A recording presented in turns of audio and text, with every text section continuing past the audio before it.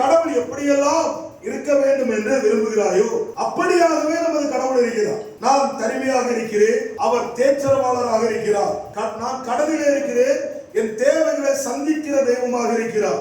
நான் வியாதியிலே இருக்கிறேன், அவர் சுகப்படுத்துகிற தேவனாக இருக்கிறார்.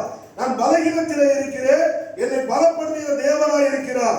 நான் சமாதானம் இல்லாமல் இருக்கிறேன், அவர் சமாதானம் கொடுக்கிற தேவனாக இருக்கிறார். என்னுடைய தெய்வம் சர்வ வல்லமுள்ள தேவனாக இருக்கிறார். அமைஞ்சரும் அவர் செய்த வல்லமைகள் கணக்கில் அடங்காதவைகள்.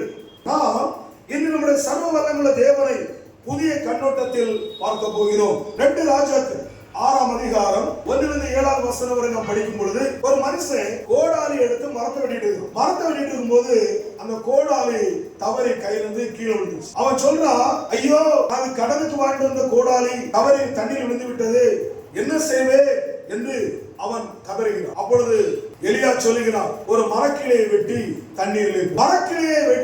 தண்ணீரிலே போடுகிறான், அங்கே இரும்பு தண்ணீரை மிதக்கிறது. என்னுடைய தெய்வம் சர்வ வல்லமுள்ள தெய்வம், அவர் இரும்பை மிதக்க செய்கிற தெய்வமாக இருக்கிறார். சிலர் கேட்கிறார்கள், நான் கொடுத்தால் திரும்ப கிடைக்குமா? நான் கொடுத்தால் திரும்ப கிடைக்குமா என்றால், உன்னிடத்தில் இருப்பதை முதலில் கொடு. உன்னிடத்தில் மரக்கிளையை போல இருந்தாலும் சரி, வாழ்க்கையில மிகப்பெரிய பிரச்சனைகள் அதுல மூழ்கி கொண்டிருப்பாய் என்றால், உன்னுடைய இருப்பதை முதலில் கொடு. உன்னுடைய வாழ்க்கையிலே ஆண்டவர் பிரச்சனைகளை மிதக்க செய்கிற தெய்வமா இருக்கிறார். அவர் இரும்பை மிதக்க செய்கிற தெய்வம். அவர் உனக்கு பொருளாதார ஆசீர்வாதம் வேண்டுமா?